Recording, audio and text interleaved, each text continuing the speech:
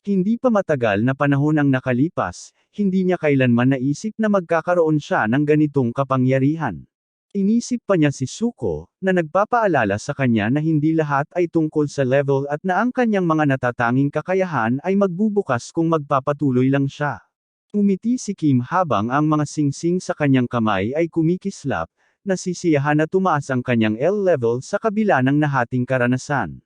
Napansin niya na ang pagsasanib ay nagpalakas ng kanyang lakas. Tumingin siya kay L, nagtataka kung ito ba ay konektado sa demonyong nakatago sa loob, ngunit humingi ng tawad si L, hindi makaalala.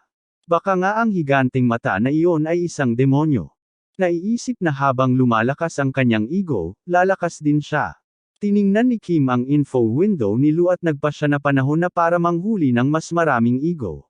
Nang magtanong si Lu kung saan, ngumiti si Kim at sinabi niyang alam niya ang tamang lugar, at lumipat ang eksena sa isang auction building kung saan nagbibid ang mga tao sa isang anti-gang banga, na nabenta sa halagang 170 milyong won.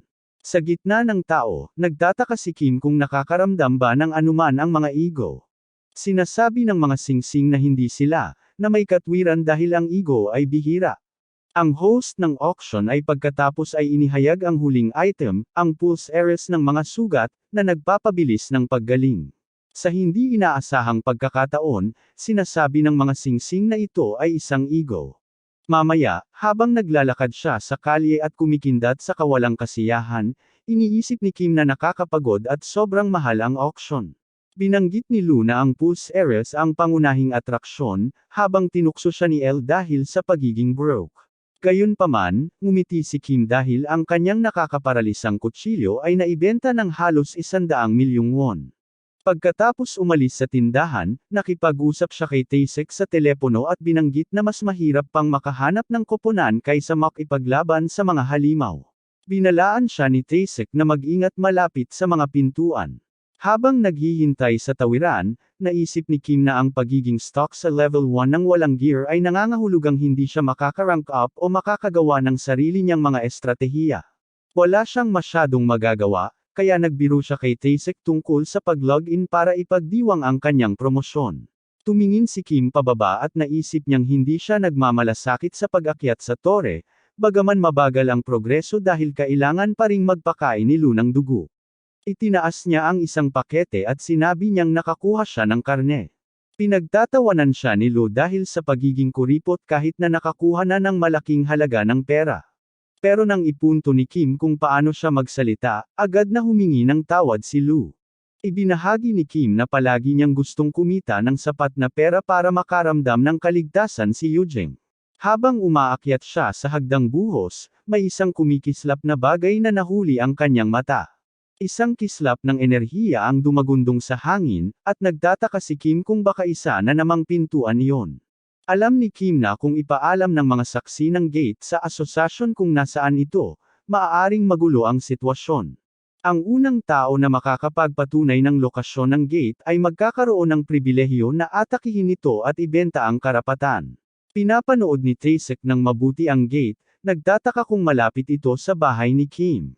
Pero nang tingnan niya si Kim, bigla siyang nabulunan at natalsikan ng kape sa buong katawan.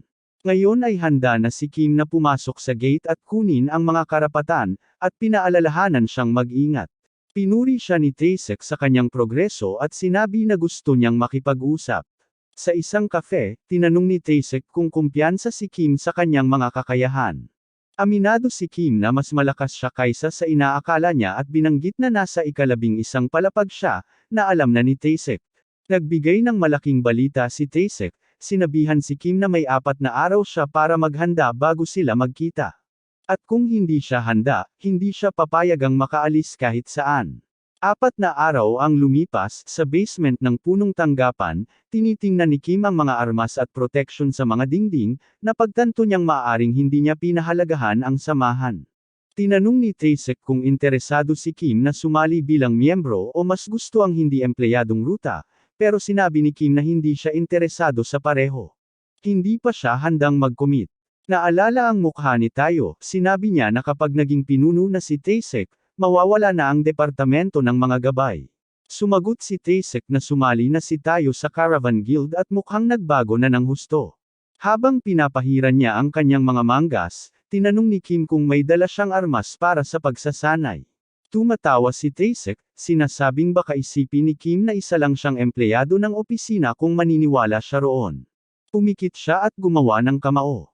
Biglang lumaki ang mga mata ni Kim sa gulat, at itinaas niya ang kanyang mga kamay upang ipagtanggol ang sarili habang tumutulo ang pawis sa kanyang noo. Si Taesek, na mukhang kumpiyansa, ay nagsabi na mayroon pa rin siya nito, kaya huwag maliitin ni Kim ang isang top ranker. Itinaas niya ang kanyang mga kamay, may madilim na aura na nakapaligid sa kanya at sinabi kay Kim na lumapit sa kanya. Hinailan ni Kim ang kanyang kamay mula sa kanyang bulsa, alam niyang hindi niya kayang talunin ang boss, pero hindi siya basta-basta mananatiling nakatayo. Lumutang ang kanyang mga amber na mata ng dumapo ang paa ng boss sa kanyang ulo sa hindi inaasahang pagkakataon. Pagkatapos ay boom, sumabog ang isang pagsabog sa harap niya. Pinipigilan niya ang kanyang ngipin at hinahaplos ang kanyang paa sa sahig. Tumiklop si Taesek sa isang tuhod habang umatras si Kim, hawak ang espada. Tumingin si Taesek sa kanya nang may pagdududa at tinanong kung talagang handa na siya. Kim iniisip kung paano ang mga top rankers ay nasa ibang antas. Taesek ay nagmumurang at sinabihan siyang magseryoso dahil ang pagkawala ng focus sa likod ng gate ay nangangahulugang tapos na ang laro.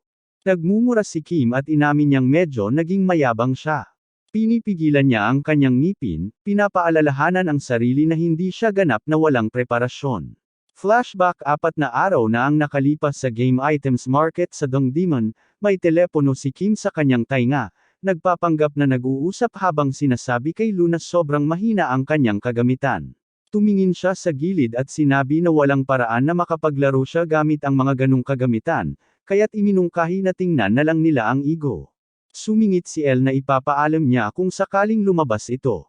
Habang naglalakad si Kim sa tabi ng isang tindahan ng kagamitan sa labanan, napansin niya ang ilang metal na baluti at sinuri ito. Ito ay isang karaniwang piraso lamang na may rating ng depensa na 9. Sa likod ng salamin, ang mga mannequin ay nakasuot ng mga kasuotang estilo militar. Tumingin siya sa price tag at napamura sa gulat. Bigla, isang maliwanag na berdeng screen ang nagpakita ng mga detalye ng ilang leather armor, at ang presyo ay nakakamanghang 1.3 bilyong won.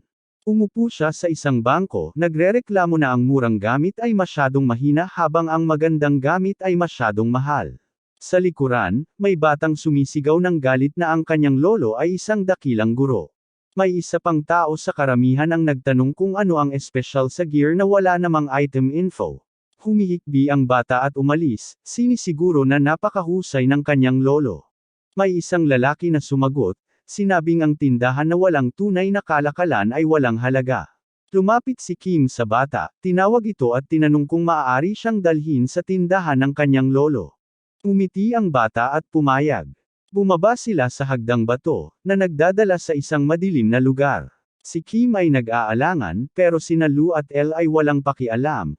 Sinasabi nilang lahat ng suot ng bata ay may kaunting ego.